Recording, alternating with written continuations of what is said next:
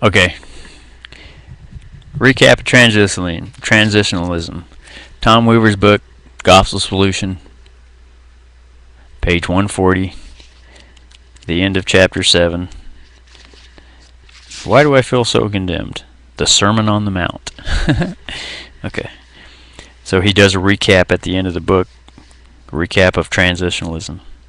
And he always uses 4 points: Old Covenant, conviction, evocative, and interwoven context. Okay, conviction number 2. More than any other message of the Lord, the Sermon on the Mount is about conviction. The Beatitudes begin the process, and each new section drives the point home. Keep in mind that the Jews of Yeshua's day had never heard this message. Over the years, through the rigorous attention to the details of the oral traditions of the law, they had convinced themselves that the Most High was pleased with their obedience. Good sentence. You notice I highlighted that one in pink.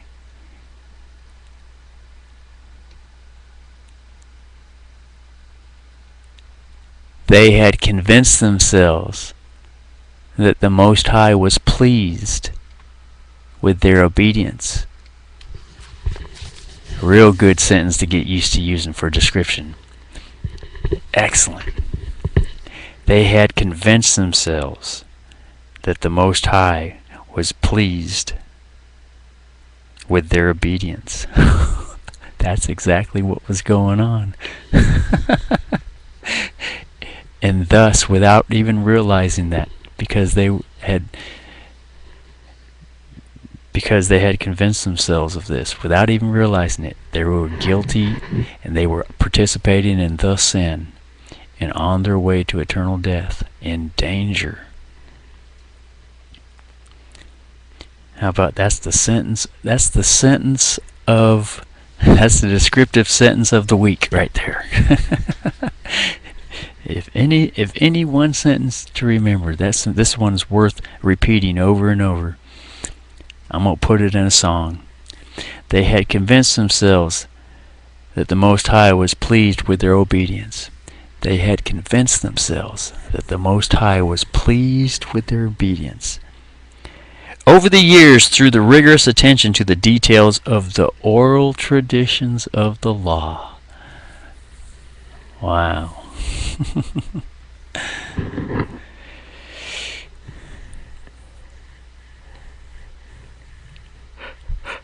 The oral traditions. We can get into a study about the oral traditions. They had convinced themselves that the Most High was pleased with their obedience. They failed to understand that the Most High saw underneath the surface of their superficial obedience in their self-centered and disobedient hearts. Wow. Tom's putting some good descriptions here. Now, he had help with this, writing this book, with a man named John Suter. See? And this man, John Suter, is the one that's wrote a lot of books. This is Tom's first and only book he wrote. So, they failed to understand the Most High saw beneath the surface of their superficial obedience into their self-centered and disobedient hearts. In this message, the Lord reveals just how high the Most High standards really are. In no one place does the Lord pack so much conviction into one message. So that's conviction.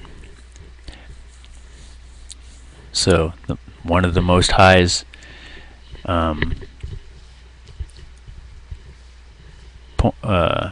purposes of those parables was to convict them. Okay.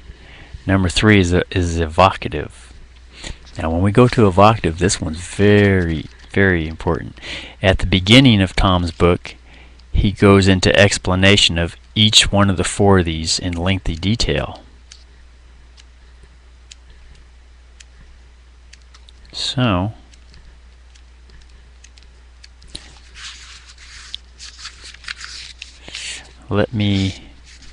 I want to read the one where he starts describing evocative.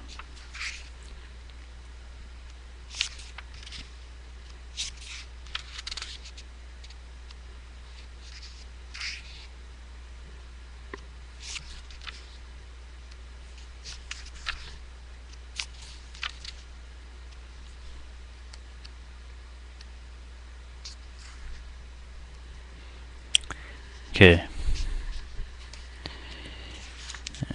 Conviction.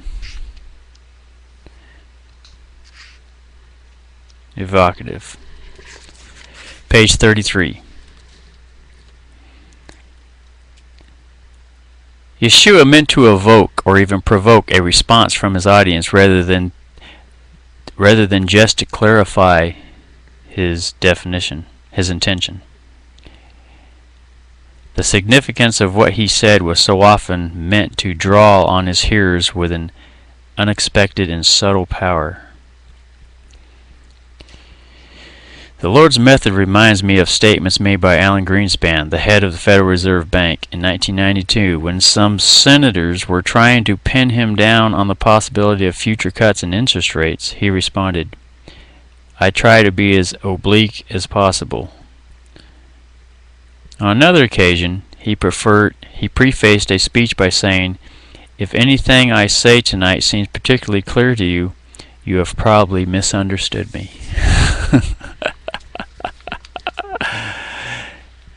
Because we're going to find out that Yeshua was using a technique, and his technique is quite different from what most teachers use. Most teachers strive to try to be clear, but Yeshua's technique was to be unclear. And when we read this book, we're able to understand. It's pretty good. Yeshua was often unclear, and I submit that it is because he meant to be obscure. In fact, he was almost never clear. Even when he was clear from our vantage point, he still wasn't understood by his audience or the disciples. He uttered those baffling parables to hide some of his cryptic insights from his audience, knowing that they would later figure out the definition of his words. He answered the fool according to his folly, and only later did the real definition of his words become apparent. He preferred to be unclear, even confusing, because it served his purposes. Unfortunately, the church has oftentimes misunderstood what the Lord was trying to say, because we have not understood his style, nor have we grasped his purpose. His approach was meant to evoke feeling in order to lead the hearer toward a desired attitude or response, not just to convey facts or ideas. He was evoking their emotions.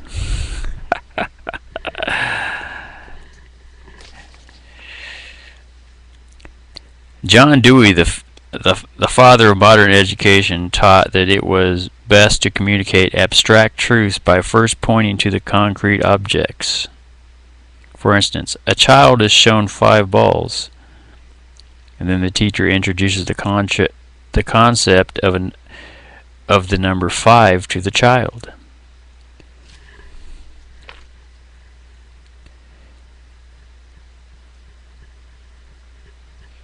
The Bible often suggests that Yeshua used this principle when he used illustrations, mentioning tangible everyday objects because they believe it made his teaching clearer. But the reality is that the Lord never used John Dewey's principles. He was far more interested in arousing feelings than he was in helping people fully understand the content of his message.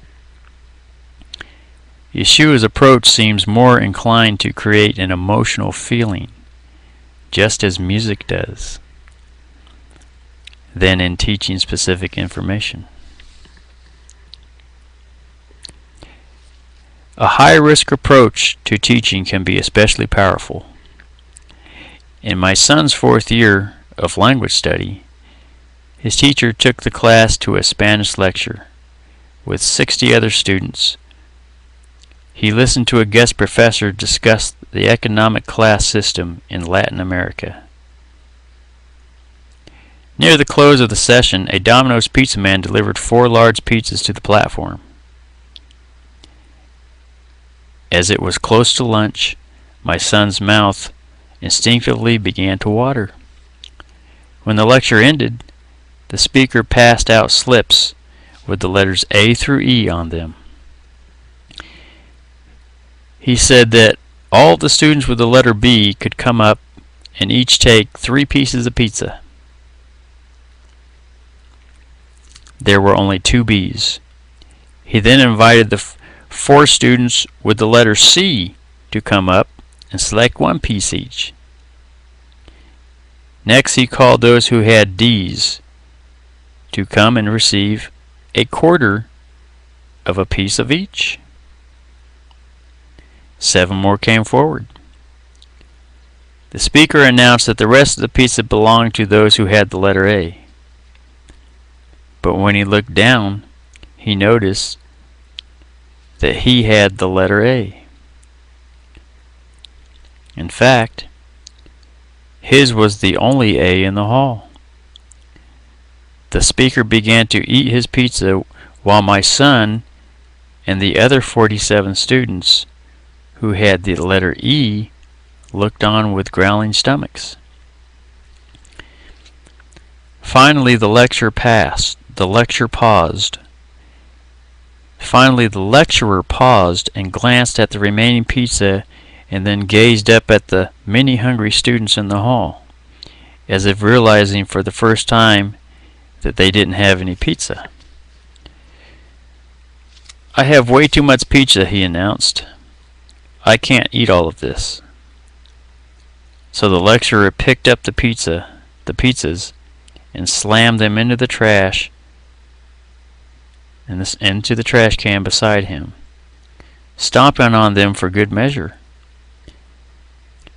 For the first time, my son and the rest of the class understood emotionally how the economic class system in Latin America impacts the disenfranchised.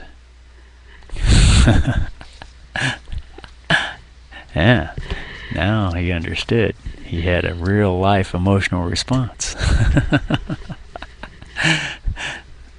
This was the teaching style of Yeshua. To send them away with their emotions.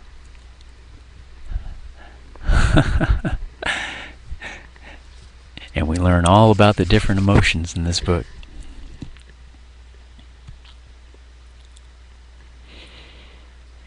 The teacher had provoked their emotions so that anger and despair rose to the surface. Anger and despair? Remember the Sadducees, the Pharisees, and the scribes? His goal had been to bring those students from the passive stance of saying, "So?" to the dynamic place of saying, "Oh."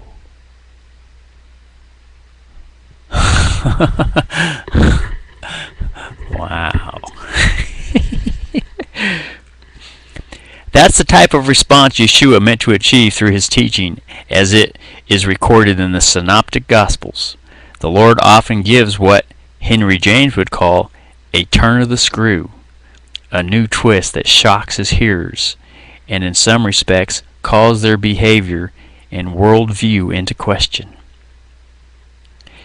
His speeches were not meant merely for mental instruction, but for shocking these people into a new way of thinking and feeling.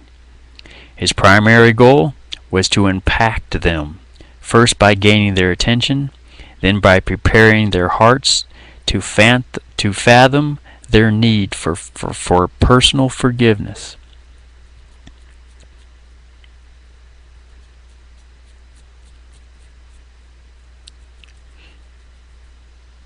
Or, I would like to add,